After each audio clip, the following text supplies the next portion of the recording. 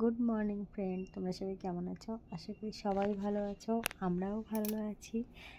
আর জানো তো, অনেক দিন পরে, অনেক দিন না, অনেকগুলো বছর পরে আমরা চলে গেলাম সেই ছোট্টবেলা। আমি জানি না, মনে পড়ে না যে তখন আমি কোন ক্লাসে পড়তাম বা আমার বয়স কত। খুবই ছোট, খুবই ছোট, যে সেই সময় আমি এই নাটকগুলো দেখেছি আর আজ আমি এই নাটকগুলো দেখছি।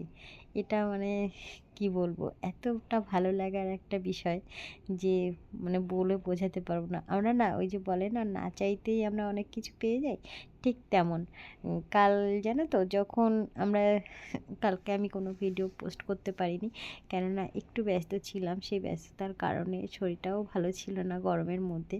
তাই আমি ভিডিও করেছি, কিন্তু আমি না এডিট করতে ভুলে গেছি, ঘুমিয়ে পড়েছিলাম। সেই কারণে আর আমি ভিডিওটা এডিট করতে পারিনি। কিন্তু সন্ধ্যাবেলায় যখন অনেকটা রাত হয়ে গেছে, তখন যখন বাবান বলছে মাম্মাম একটু চলো ঘুরে আসি, তখন আমরা তিনজনে একটু বেরিয়েছিলাম। আর গিয়েই না, কোথায় যাব ভেবে ভেবে হঠাৎ করে দেখলাম আমাদের বাড়ির কাছেই একটা মেলা এসছে।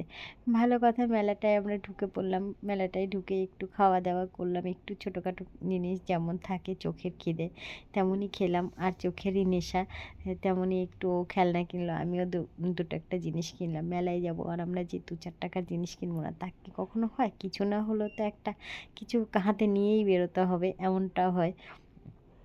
যেমন আগের দিন আমি একটা মেলায় গেছিলাম, কিছু নিয়ে বেরোইনি। পরে আমি ভাবলাম, যা বাবা, আমি তো কিছুই নিয়ে বেরোইনি। কিন্তু এটা ঠিক সেটা নয়, মেলাটা একদম ফাঁকা ছিল, কিন্তু খুব ভালো দোকানপাট বসেছিল। তারপরে একটু সেইভাবে আমরা এখন কোথায় যাব, ওর পাপা জিজ্ঞাসা করলো যে তোরা এখন কোথায় যাবি? আমরা বললাম কি জানি কোথায় যাব, চলো ঘরে চলে যাই। অনেকটা রাত হয়ে গেছে, আর বাইরেও ভীষণ গরম লাগছিল, ভালো লাগছিল না। তারপরেই বাড়ি আসবো সেটা ভেবেই আমরা আসছিলাম। আস্তে আস্তে দেখি আমার বাড়ির পাশেই একটা মাঠ আছে, যেখানে ক্লাবের মাঠে, যেখানে দেখছি যে বেশ আলো আছে, গান হচ্ছে, কিছু একটা হচ্ছে, লোকজন মনে হচ্ছে। তখন আমরা ভাবলাম যে ঠিক আছে, একবার মেলা মাঠের মধ্যে একবার উঁকি মেরে দেখাই যাক কী আছে। স্কুল মাঠ সেটা, সোনাইয়ের পাপা পড়তো স্কুলে। তখন আমরা যখন ওই স্কুলে ঢুকলাম, তখন দেখলাম যা বাবা, ওখানে তো নাটক হচ্ছে। তখন আমরা একটু বসলাম।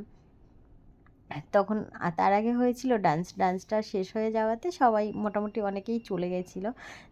যেমনটা হয় যে নাটক আর কী দেখবো, আমরা ভাবলাম যে এসছি, একটু কষ্টও হয়ে গেছে আর মাঠেও বেশ হাওয়া দিচ্ছিল, তাই একটু চেয়ারটা পেতে বসলাম, চেয়ারটা নিয়ে। আর সোনাইও একটু বসলো।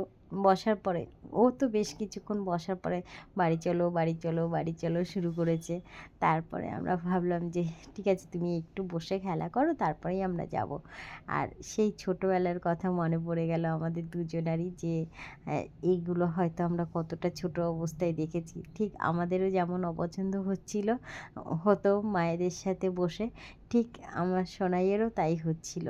ও কখন থেকে বাড়ি চলো, ও তো বুঝতেই পারছে না, ওর ভালোও লাগছে না, আর এটাই স্বাভাবিক। কিন্তু ওকে আমি কখনো বকিনি সেই কারণে, কারণ আমি বুঝতে পারছিলাম ওর জায়গাটা, যে এমন সময় আমারও এমনটাই হতো। ওকে আমি বোঝাচ্ছিলাম, কিন্তু সে কি আর বুঝবে? সে তো বুঝবেই না। তারপরে দেখলাম যে না, বেশ ভালো হয়েছে নাটকটা। তারপরে একটু বললাম যে দেখো, তুমি যখন তোমার পছন্দের কোনো কিছু দেখো, যদি তোমাকে বারণ করা হয়, তোমার কি ভালো লাগবে?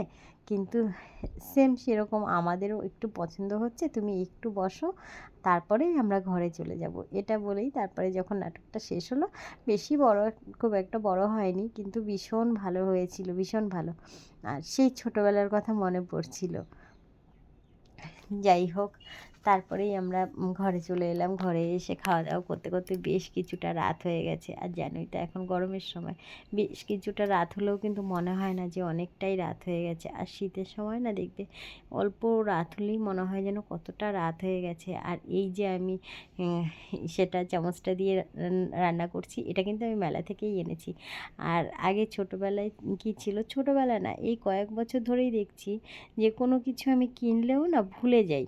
কেমন একটা যেন। আর আগে জানো তো যখন ছিল কয়েক বছর আগেও সোনাই হবার আগে পর্যন্ত আমি যদি নতুন কিছু কিনেছি, সেটা যাই হোক, হয় বাসন নয় একটা যা কিছু হোক, সেটা যতক্ষণ না আমি ইউজ করব ততক্ষণ যেন আমার ভালোই লাগতো না। আর জামা প্যান্টের কথা তো বাদই দাও, সেগুলো মনে হয় কিনলে পরে কতক্ষণে আমি পরবো ততক্ষণে আমার ইসে হবে। আর এখন এমনটা হয়ে গেছে যে কত শাড়ি পরে থাকে, সেই শাড়িগুলো হয়তো ভাঁজই ভাঙা হয়নি এখনও পর্যন্ত। আমি ভুলেই যাই যে আমার এই শাড়িটা ঘরে ছিল, বা কত কুর্তি আছে, চুড়িদার আছে, যেগুলো আমি নিজেও ভুলে যাই যে আমি লাস্ট এগুলো কবে কিনেছিলাম।